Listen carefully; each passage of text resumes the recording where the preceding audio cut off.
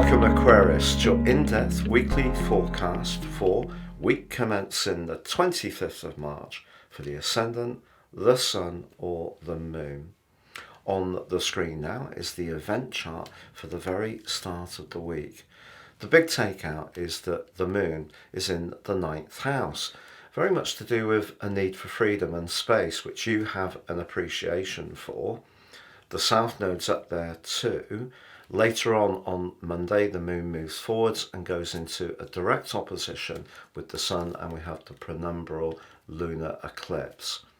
But I want you to think back to the Libra solar eclipse of last October the 14th, because that gave you an opportunity to set your intentions around finding a balance, Libra, and equity, Libra, being heard, Libra, but also in your relationships, feeling that you can have a little bit of space, Libra.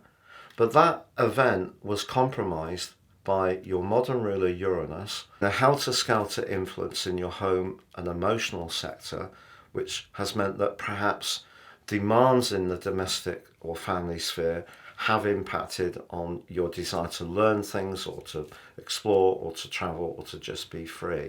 But also Neptune, the planet of dreams, has been in your sector of everyday finance, as has your traditional ruler of Saturn. So money's got a bit tighter, I feel, but there may have been a lot of demands in terms of where you live or supporting people, or your own emotional needs may have been a little bit up and down.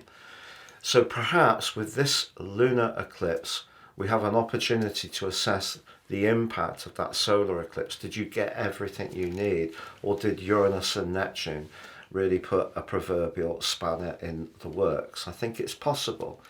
So with this event, with the Sun being in your 3rd house, which is your everyday communicational sector, and your desire to express yourself quickly and passionately, and also linking fabulously at the start of this week with Pluto in your sign, your desire to manifest what you need as an individual and express it with conviction is very strong.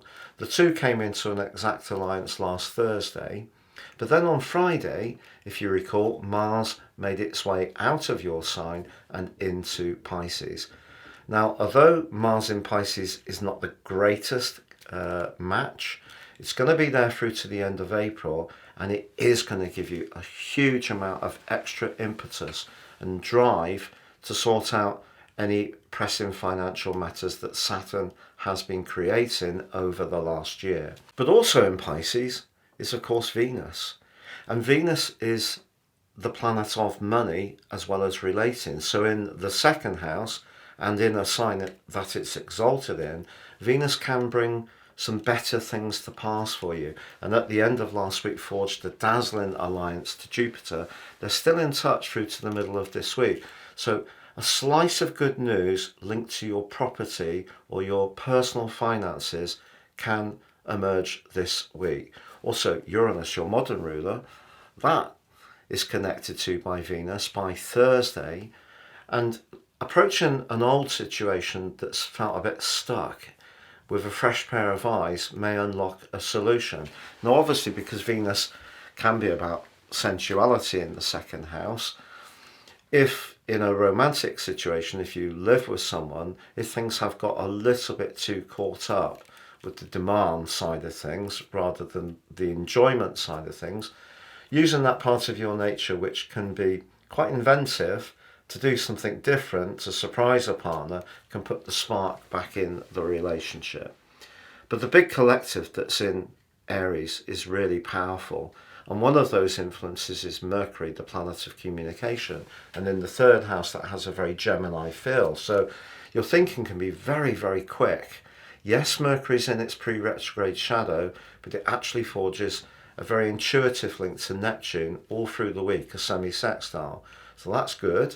And then by the end of the week, Jupiter and Uranus inch closer together within 3 degrees in that home zone. So if you have been feeling very unsettled about where you live or around the family dimension over the last 5 or 6 years, perhaps you've moved like we have 3 times, or perhaps you felt a bit cramped for space, or you're okay where you're living for space, but the environment is not good for you. It's noisy, disruptive, lots of traffic, or conversely, it's too quiet, too detached from connection to others. So whatever challenges there have been around your family or home or emotional situation, by the 21st of April, Jupiter and Uranus come together in an exact alliance for the first time in 14 years, but they're forging a good link to Mars. So if you're wanting